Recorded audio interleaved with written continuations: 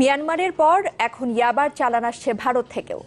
দেশের দক্ষিণ পশ্চিম সীমান্ত অঞ্চলে ক্রমেই বাড়ছে এই মরণেশার দৌরাত্ম্য, আর ধরাও পড়ছে দুপাশের সীমান্তরক্ষী বাহিনীর হাতে। দর্শক, বিষয়টি স্বীকার করে ভারতের বর্ডার সিকিউরিটি ফোর্স বলছে পাচারকারীরা তাদের মাটি ব্যবহার করছে। আর বর্ডার গার্ড বাংলাদেশের নবনিযুক্ত মহাপরিচালকের আশা, কোনো কারখানার সন্ধান পেলে তা বন্ধে সহযোগিতা করবে বিএসএফ। সীমান্ত অঞ্চল ঘুরে এসে নাহিদ হোসেনের রিপোর্ট।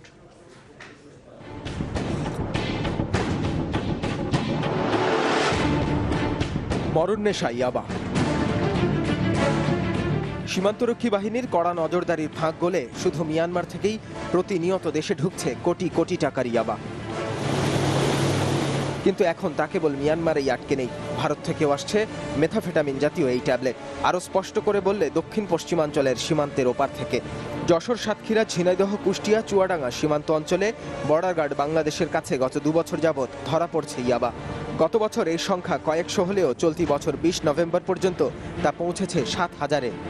আবার সীমান্তের ওপারে পশ্চিমবঙ্গের বিছারি থেকে গত 1 সেপ্টেম্বর 1400 পিস ইয়াবা আটক করে ভারতীয় সীমান্তরক্ষী বাহিনী বিএসএফ। ফলে এই অঞ্চলের সীমান্তে ইয়াবার অস্তিত্ব নিয়ে সন্দেহ নেই কারোই। বর্ডার সিকিউরিটি ফোর্সের সাউথ বেঙ্গল ফ্রন্টিয়ারের আইজি জানালেন, বিজিবি থেকে আনুষ্ঠানিকভাবে তাদের বিষয়টি জানানো হয়েছে। So we are also going to investigate this, since we already have a record where we have seized about 1,400 odd, and try to focus on these things. Most probably we are also not sure from which side is directly coming in. Maybe they are coming from Burma, maybe circuitous and entering into Bangladesh. So we'll look at it. But I'm sure they're not being made as of now in India. Most probably the source seems to be Burma. বিজিবির নবনিযুক্ত প্রধান বলছেন, সীমান্তের ওপারে যদি ইয়াবার কারখানা থাকে তা বন্ধে বিএসএফ অবশ্যই সহযোগিতা করবে। চোরাচালানি অন্যান্য কন্ট্রাব্যান্ড আইটেমের চেয়ে ইয়াবাটা আমাদের জন্য একটা উদ্বেগের কারণ। বিএসএফ আমাদেরকে সহযোগিতা করছে।